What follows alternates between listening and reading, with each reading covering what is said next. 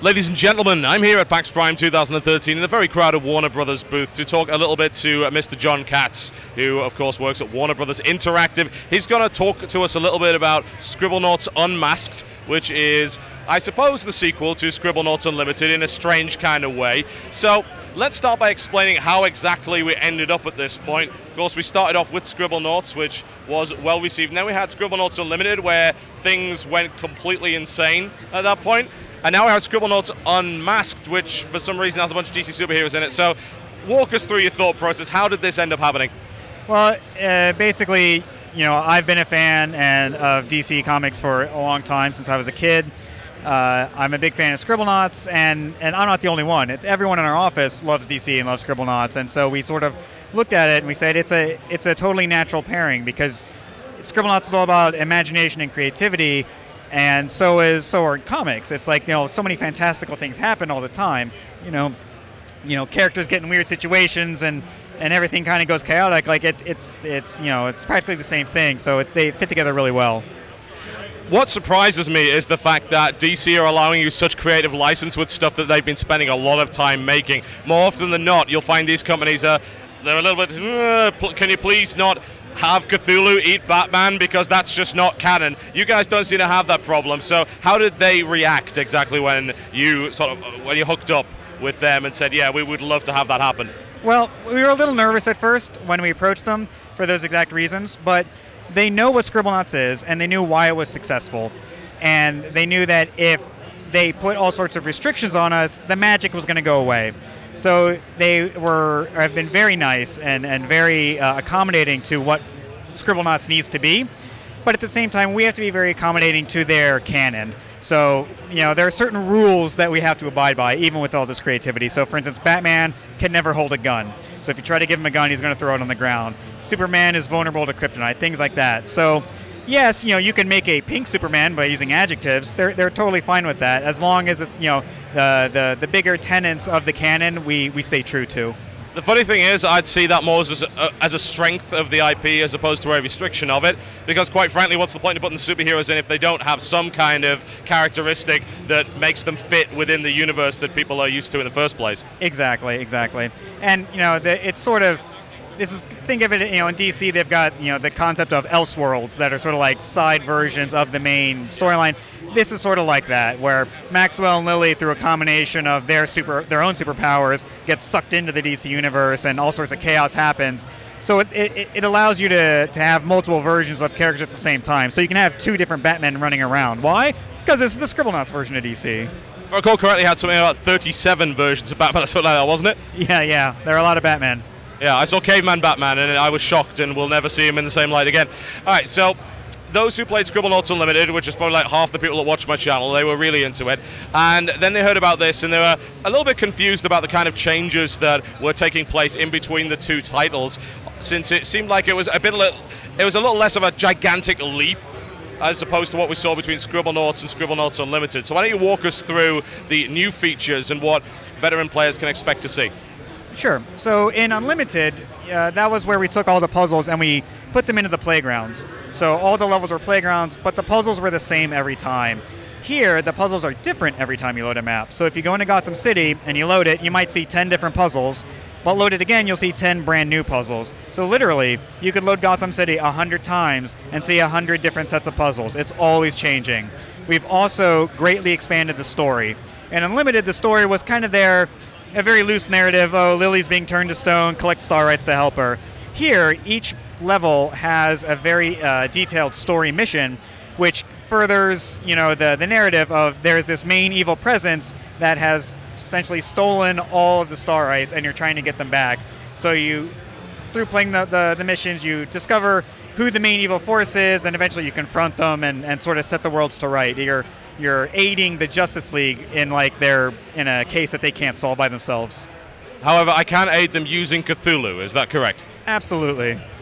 Good to hear. We actually have one of your guys playing it in the background right now, messing around. We should be able to see that on there. I created something earlier by the name of Skate Thulu, who proved to me my valid and awesome companion in crime until he was sadly slain by, I believe it was a horde of angry cats. It didn't go well for him.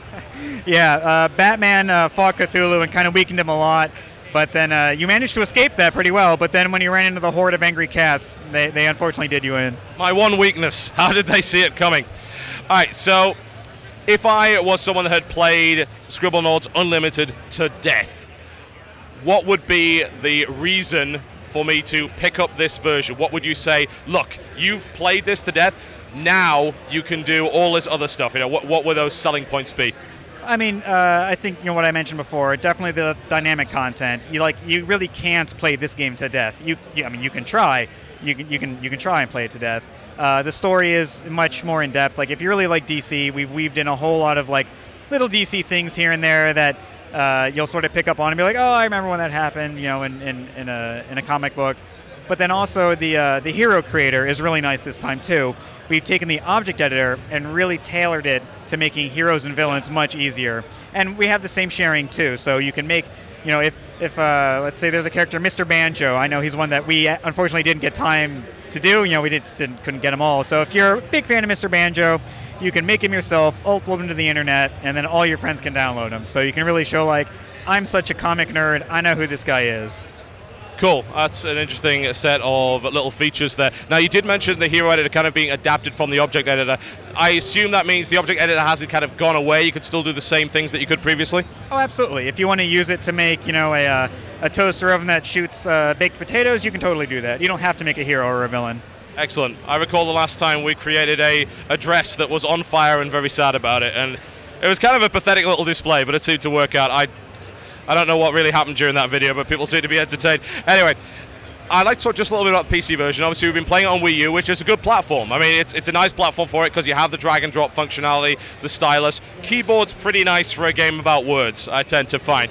Now, last time around, it did integrate Steam Workshop support. I assume you're going to be doing that again? Absolutely. The Steam Workshop community was just, they're so good.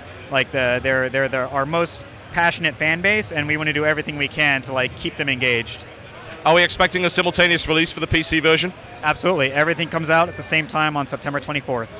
Now, last time around, I believe we had a couple of localization issues, which kind of delayed the European release of this title. Have you managed to tackle that this time around? We definitely have. Through working very closely with our localization partners, we've managed to, I wouldn't say clean it up, but we've been able to improve the quality of it quite a bit.